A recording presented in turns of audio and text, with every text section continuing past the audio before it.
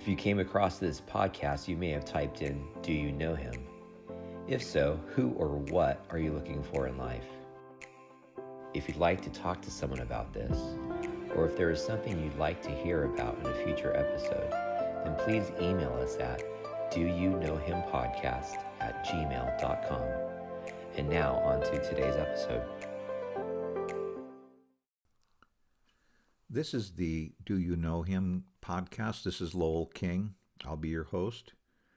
Today's story is entitled Riding with Dad. Well, I think I mentioned in an earlier story how much I appreciated spending time with my dad. Anytime I could get away with him, or even with the family, but just he and I spending time together was very, very special to me. I remember when I was 8 years old, he took me fishing for the first time in the middle of the Half Moon Bay area. We got lost out there in the fog. We couldn't figure out which way the coast was, but that day I caught the biggest fish of the day. There were 6 men on 2 other boats, and they were all together as buddies, all out fishing, but we were in small boats for that area. The water was smooth, but the fog rolled in on us, and it was a little scary. But most of the time when we went fishing, it was the San Joaquin Valley area, the Delta, as we call it up here in the Bay Area in California. There's like thousands of miles of rivers that wind around through the San Joaquin Valley and Stockton and up to Sacramento. It's just an amazing place to be able to do boating and recreation, water recreation activities. But we had a couple of places that we used to like to go out past Tracy, California, and they were somewhat rural. I remember my dad was forever finding these little country roads, farmer roads, or he'd call them, or ways to get off the main highway. Back in those days, they didn't have the freeways that they have today. In fact, believe it or not, I remember the old, what they used to call suicide lane roads, where they were three lanes, and the 2 lanes traffic could go in opposite direction, and there was a middle lane that people would actually pass coming at each other, if you can believe that. So you'd have to be very careful on those. They did have some people who got killed on those roads. They finally did away with those in California. But this particular day I'm talking about, actually there's 2 events that I wanted to share with you. The first one is that we were fishing out there in the Delta, and we had a pretty good day. I don't remember the number of fish that we caught that day, but we usually caught quite a few catfish, sometimes a striped bass or 2. But for the most part, it was catfish that we would try to be catching. And anyway, this particular day, I remember we got done around, probably in the late afternoon. Typically, we would go in the morning and then come back at 3 or 4 o'clock in the afternoon, sometimes 5 o'clock. Well, we came up to a place where there was a railroad crossing, and I remember that the crossing bar had to come down and the bell was ringing, and it was out in the middle of nowhere. I mean, there wasn't a house to be seen probably for 5 miles in any direction, but they did have this railroad crossing there. And I remember my dad looking at the train and saying, "Man, that's a long train. We're going to be here forever." The next thing I know, before I could even get a word out of my mouth, he backed up and he started to act like he was going to go across the track. And I knew that was the wrong thing to do. And I said, "Dad, you better not do that." I remember I wasn't really emphatic about it, but I really thought it was the wrong thing to do. And he was trying to make up his mind, should I do it or shouldn't I? And I know he was thinking this is going to delay us getting home for at least 15 or 20 minutes. And the next thing I know, the train's coming down on top of us. It's going fairly fast. I'd say 35 or 40 miles an hour. But it was a big train, a lot of cars. And my dad decided at the last second to pop the clutch. Back in those days, the old stick shift.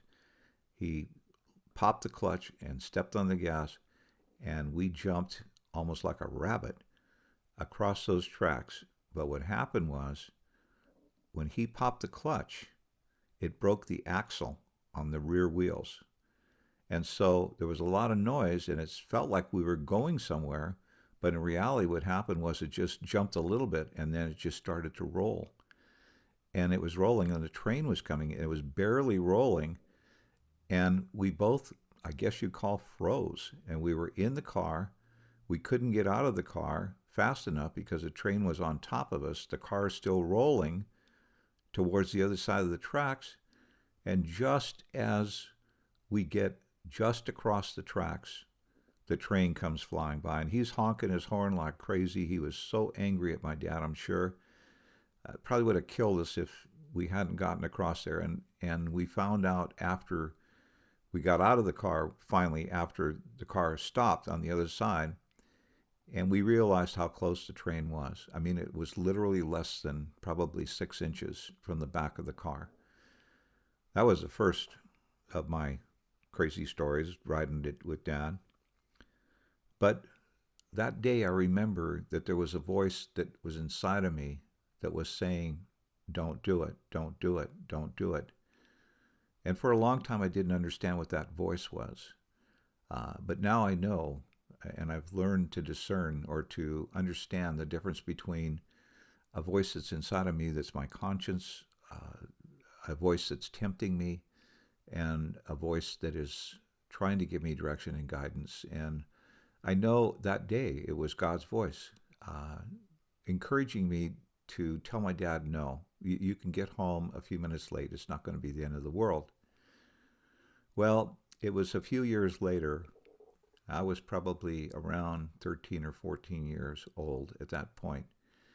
And we were out again at the Delta, and we had been fishing that day. And that day we left a little bit later. I remember it was at that time of the day that we called dusk. You probably know what I mean by that. Just when the sun is going down, and it's probably one of the most dangerous times of the day to drive a car because unless you have a lot of lighting, the dusk, it kind of makes it hard to see sometimes. Well, anyway, we're on this country road, and in this particular case, we were not the only car on the road. The first trip that I was telling you about, we were the only car on the road. But this trip, there was a lot of traffic, and we were all on this country road, 2-lane road, trying to beat the traffic that was out on the main highway. And I don't know how many cars, I never really counted the cars, but I would say probably there was 4 or 5 cars behind us. And there was probably, in the other direction, zoom, zoom, zoom. Every once in a while, a car would come by. And of course, this road was kind of windy, and it kind of went up a little hill and down a little hill. And it was not the kind of lane that, or driveway, or I'm sorry, road that I would actually want to pass a car on, simply because the traffic was coming in both directions, and there was limited visibility. Well, there was a guy on the back of our car. He was right behind us. In fact, there were times, because I looked back myself, he was so close to us that we couldn't see the front of his car. I mean, we could see the front of his car, but not like the bumper or any of that. He was really up on my dad's rear bumper, and he was just pushing my father. And my dad happened to be the lead person at this point. And there was a couple of cars behind us, and he was trying to be cautious, but at the same time, he was trying to keep the speed up so he wouldn't be delaying the cars behind us. There was no place to pull over, so we were stuck. We had to just do the best we could. Well, this guy pulled over in the left lane a couple of times like he wanted to pass, and my dad got angry. And I remember my father saying, well, that guy's an idiot. Look at the way he's driving. He could kill both of us the way he's driving. He should just stay in his own lane. He shouldn't be out there. He's going to have a problem. And there was a voice inside of me that said, tell him to pull over and let this guy by. And at first I ignored it. I mean, I'm only 13 or 14 years old. I don't want to be telling my dad how to drive a car. I don't even have a license yet.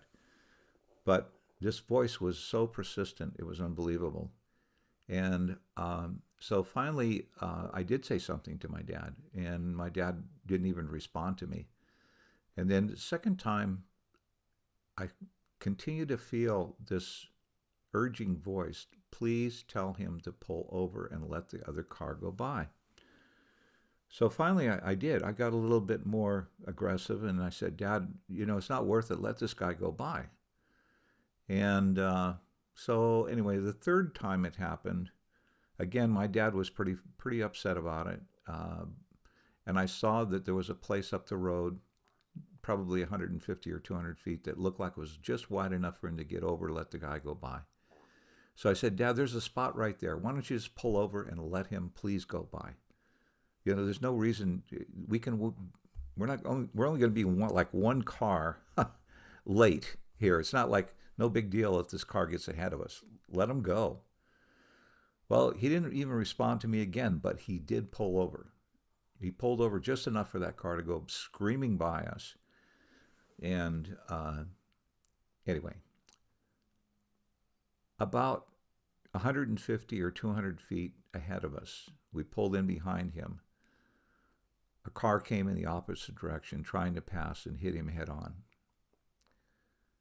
I'll never forget that, because the amount of blood that I saw that day was more than I'd ever seen in my life. Everyone was either bleeding or dead. There were cries, moaning. My dad pulled over. We tried to help the best we could. We didn't have cell phones in those days. I think one of the people that pulled over said they would go to the next place they could find a payphone and try to call an ambulance to come out. There was no question some of the people were dead. There were 3 or 4 children in the car that passed us. Everyone was hurt severely. I never did hear any more about the outcome of if they died or were injured for life. I really don't know, because we didn't have a way to even find out. It was in an area that was well out of our area that we would receive like a newspaper or hear anything from the news. But I have no doubt in my mind that day, if I hadn't listened to that voice, and if I hadn't been persistent, if the voice had not been persistent to me, and I know that voice was the voice of God, I would not be here today to tell this story. And I just thank God that I listened and I said something to my father that day. Well, this is Lowell King asking you. I'll ask you a little different way today. If you heard that voice, would you know who it is? And I guess I'll ask you the other question. The most important question you'll ever know in your entire life. Do you know him?